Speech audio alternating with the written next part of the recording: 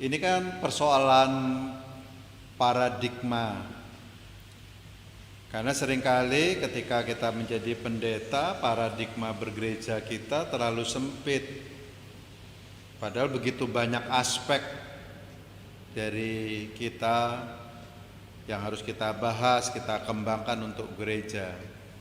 Aspek teologisnya tentu saja itu dimiliki oleh semua gereja. Aspek sosiologisnya, aspek kulturalnya, aspek politiknya, aspek sosial ekonominya, dan sebagainya. Maka untuk membawa gereja ini, saya lebih mengembangkan fundraising. Mengapa ketika saya diutus ke berbagai tempat, kami tetap gereja pengutusnya adalah GKJ Ndagen Palur, supaya pengalaman-pengalaman gerejawi di gereja ini diteoritisasi di kampus misalnya ketika saya mengajar di sana, kemudian pengembangan dan perkembangan ilmu teologi baik pastoral, eksegese atau tafsiran, homiletikanya dan sebagainya juga harus masuk ke gereja. Itulah sebabnya saya membuka jaringan itu. Harapannya pengaruh atau impak dari kehidupan bergereja di masa depan akan mengalami perubahan paradigmatik sehingga gereja siap menjawab segala tantangan zaman dan warga gereja memiliki kecakapan teoritik dalam menyelesaikan persoalan-persoalan gereja di masa mendatang. Itu tujuan saya.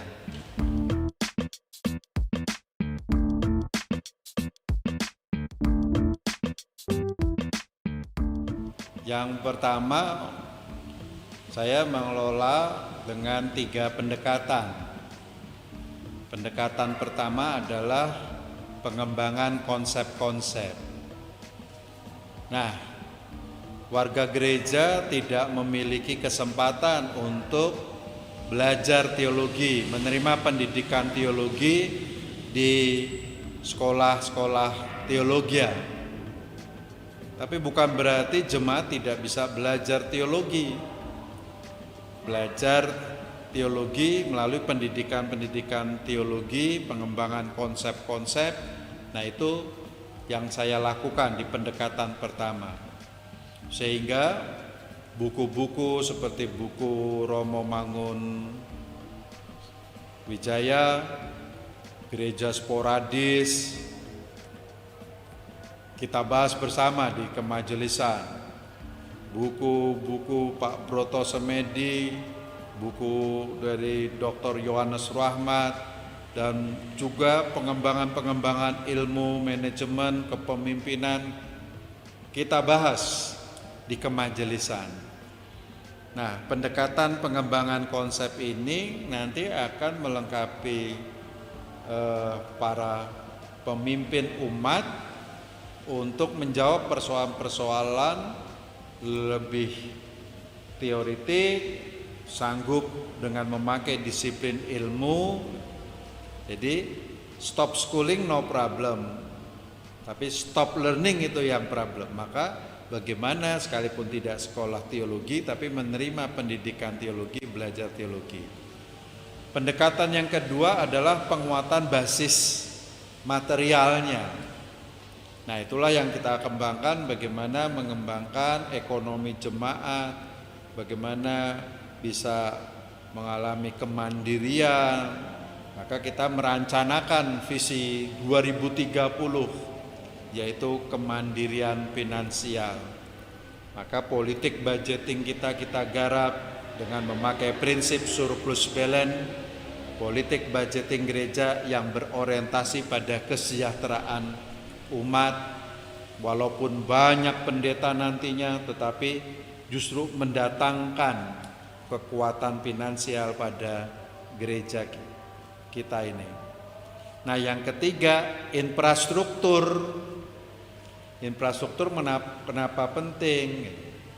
Karena infrastruktur menjadi sebuah sarana bagi kita untuk melakukan pedagogi yang baik, perpustakaan yang baik, tempat beribadah yang baik, membangun sebuah sistem pendidikan yang baik dan sebagainya.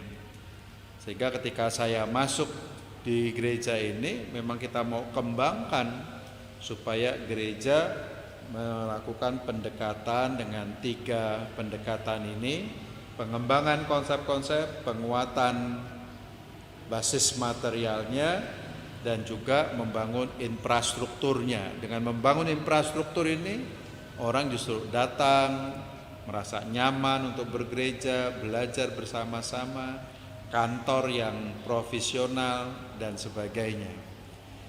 Maka 3 unsur strategis gereja mengarah pada visi. Kita mengembangkan visi 2030, yaitu kemandirian teologi. Umat harus belajar berteologi, karena tadi sudah belajar dengan pengembangan konsep, belajar berani menerima warisan-warisan doktrinal dari bapak-bapak gereja, dari nenek moyang gereja kita, tetapi juga berani berteologi dalam konteks kekinian. Maka harus berani kemandirian teologi, kemandirian psikologi. Jangan bergantung pada pendeta, tetapi bagaimana jemaat menjadi subjek bergereja. Bayangkan kalau bergantung hanya pada seorang pendeta. Tapi kalau semuanya mampu bergereja dengan baik dan benar, maka GKJ Ndagan Pualur guraknya tidak akan tertahan lagi. Lalu kemandirian finansial, bahwa kita punya program-program ini harus dibiayai. Itu dari arah, kemudian human resources-nya kita kembangkan, financial resources-nya kita kembangkan, dan resources lingkungan kita manfaatkan.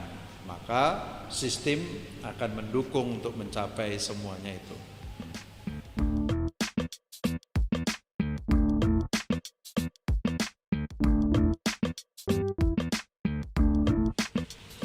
Ya, dalam setiap konflik kan ada spektrumnya. Spektrum yang makin ke kiri itu litigasi atau war, perang, dedel duel, kalah jadi abu, menang jadi arang. Dan kebiasaan dari tradisi gereja kita, setiap ada konflik hanya mengandalkan kekuasaan formal untuk menyelesaikannya. Semakin ke kanan kita sebetulnya semakin bagus. Bagaimana dengan mediasi sehingga pihak-pihak yang berkonflik ini diajak untuk bersama-sama memetakan persoalan-persoalan konfliknya, lalu mereka mencari strategi-strategi bagaimana bisa mengatasi konfliknya dan menjawab persoalan-persoalan yang menyebabkan mereka konflik ini untuk mendapatkan solusi. Semakin ke kanan negosiasi, semakin berani sebetulnya. Nah, keadilan umat berarti bagaimana umat yang berkonflik ini seringkali hanya menjadi korban dari keputusan-keputusan formal para pemegang kekuasaan atau pemerintahan gerejawi tanpa mempelajari keadilan yang substansial, aspirasi yang muncul dalam diri pihak-pihak yang berkonflik ini, sehingga perlu dibantu, difasilitasi, diadvokasi untuk diselesaikan baik secara klasikal maupun secara sinodal, sehingga keadilan umat kita fasilitasi dan mengartikulasikan keadilan dari perspektif yang powerless, tidak memiliki kekuasaan, tidak memiliki jabatan-jabatan struktural, dan itulah yang kita lakukan tentang keadilan umat.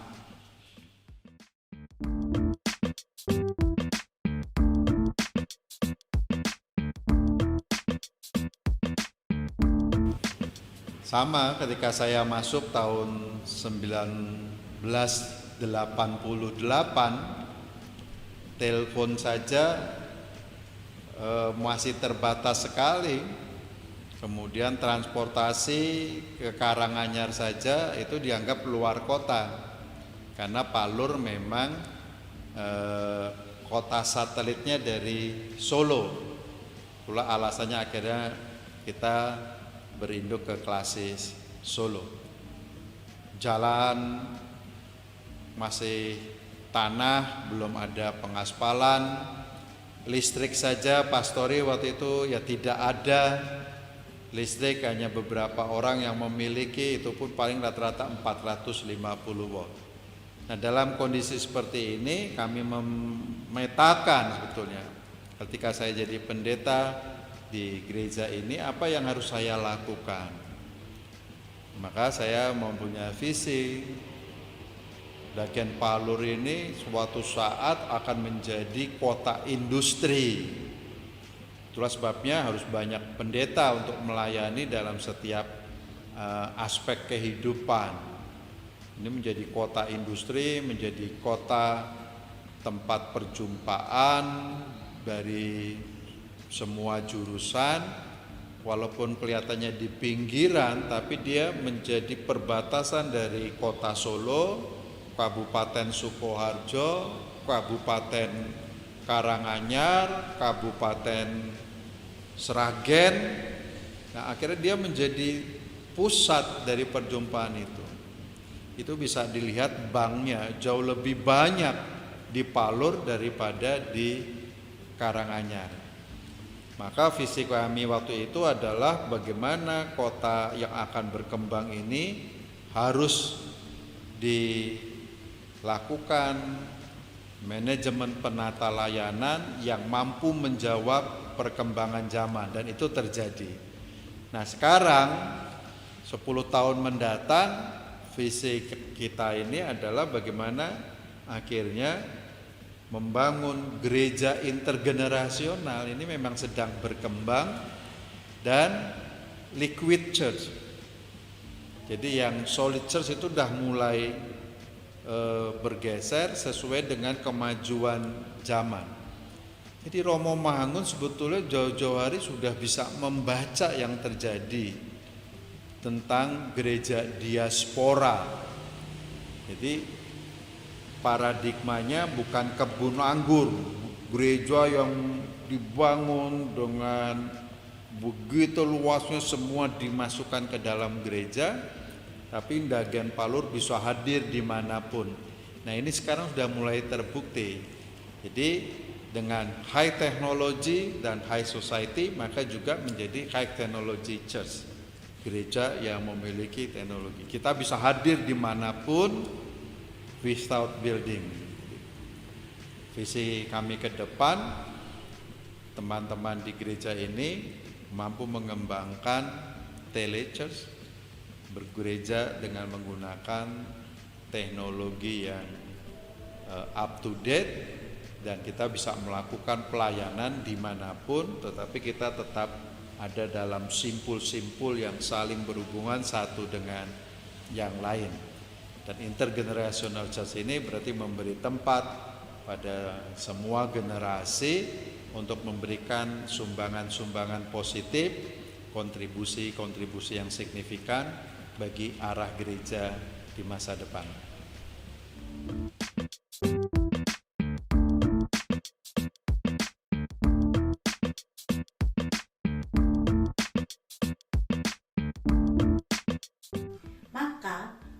wajar bila hari ini adalah waktu yang saya nantikan. Karena saya berharap dia bisa menjenguk saya dan menunggu saya di Salatiga dengan pikiran yang santai, tanpa beban. Setidaknya sampai saya menjemput masa purna 2,5 tahun lagi.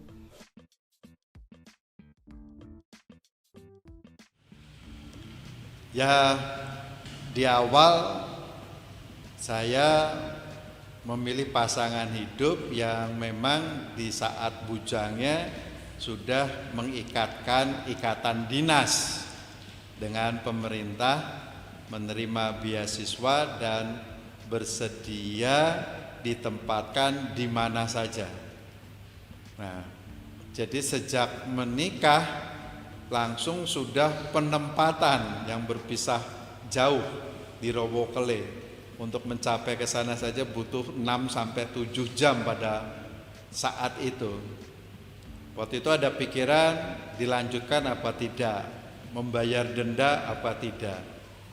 Tapi saya justru berkata jangan, lanjutkan saja, karena kita harus punya basis material tadi. Kalau pendeta tidak hidup bergantung pada gereja, kecepatan saya melayani, keberanian untuk melahirkan ide-ide itu akan jauh lebih baik, sehingga saya tidak terlalu khawatir akan kehidupan keluarga dan masa depan keluarga. Dan itu sudah disepakati dengan segala konsekuensinya yang waktu itu tidak kita bayangkan juga. Ternyata untuk berjumpa saja butuh sebulan sekali dan sebagainya. Tapi itu akhirnya ya kami nikmati aliran sungai kehidupan itu. Dan akhirnya memang terjadi 3 anak saya itu lahir di 3 kota yang berbeda dengan 3 pekerjaan yang berbeda juga. Anak pertama Debbie lahir, saya sebagai pendeta di sini lahir di Karanganyar. Anak kedua Dias, saya sudah sebagai pendeta pelayanan khusus atau dosen di Salatiga dan lahir di Solo Tigo. Anak yang ketiga Dinda lahir waktu itu masih Provinsi Jawa Barat, sekarang Provinsi Tangerang. Lahir di sana. Saya bekerja di kantor Bapak Radius Prawiro di PT Aksaya Acarita, dan juga saya sebagai trainer di Dale Carnegie. Nah, ini yang terjadi. Ketika mau pensiun, dikasih tugas lagi sebagai Dewan Pembina untuk mengembangkan Universitas Kristen Surakarta yang sekarang akan revisioning, rebranded menjadi Universitas Kristen Teknologi Solo. Sudah disetujui Kemendikbud, dan ini tidak bisa dikerjakan hanya dengan sebelah tangan atau sebelah energi. Ini membutuhkan perhatian yang full time. Jadi mungkin kalau pensiun harus nunggu istri terus di Salatiga sampai saat pensiunnya, ya mungkin itu ya cita-cita yang enggak terkabul. Tetapi mungkin akan berjalan jauh lebih intensif untuk mengunjungi. Tetapi saya juga lebih tetap melayani jemaat, karena ini basis panggilan kami. Toh sekarang untuk berkomunikasi, teknologi sudah membantu kita, bisa video call dan sebagainya. Sehingga kehadiran fisik tentu saja sangat dibutuhkan, tetapi kehadiran jiwa dan roh jauh lebih penting. Itu menurut saya loh. Sehingga anak-anak seringkali saya ajak, ya inilah visi Bapak dan pelayanan saya, Maka ketika kita punya visi itu, kita tahu apa yang harus kita perbuat, apa yang harus dikorbankan, dan kita juga tahu apa yang harus diperbuat. Itulah sebabnya kalau malam minggu mesti wajib seluruh anggota keluarga sebisa mungkin kumpul bersama-sama sampai hari Minggu. Ini harapan dari saya, semoga keluarga tidak kecewa. Mohon maaf sebesar-besarnya.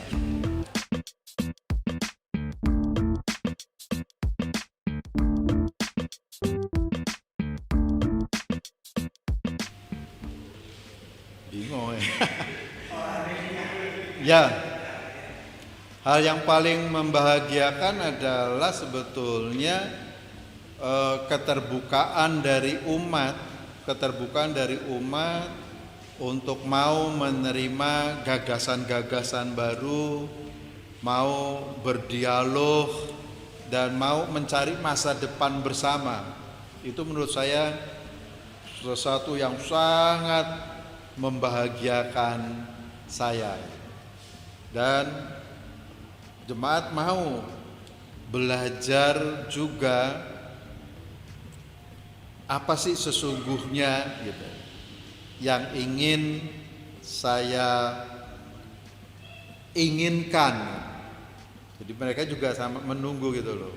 Jadi kalau saya punya visi seperti ini, mereka mengharapkan gitu loh. Nah, ini kan kesempatan. Jadi proses belajar itulah akhirnya memberi saya rasa nyaman, rasa nikmat. Sehingga ketika saya mengatakan saya akan menjadi pendeta pelayanan khusus di Solo Tigo, padahal saya baru ditabiskan 2 tahun. Padahal ketika saya orientasi pun sudah menjadi dosen tidak tetap. Harusnya mereka tahu ini akan diambil jadi dosen, mereka bisa memutuskan.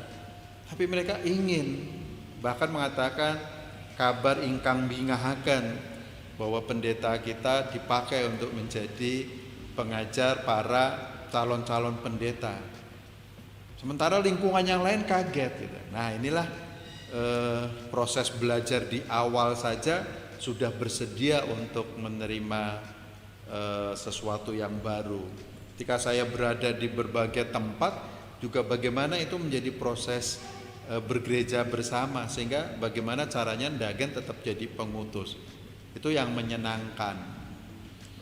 Yang menyedihkan atau membuat susah itu kelihatannya nggak ada deh.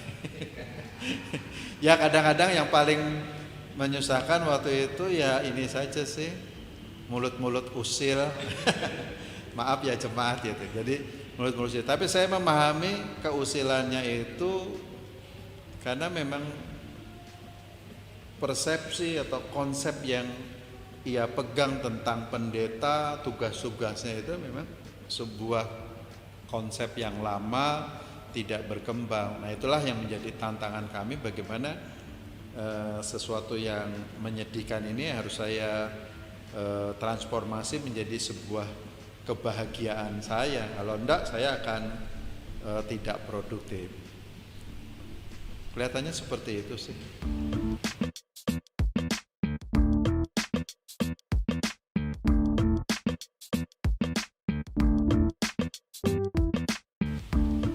So, purna tugas ini kan memang untuk menyatakan bahwa setiap orang ada masanya.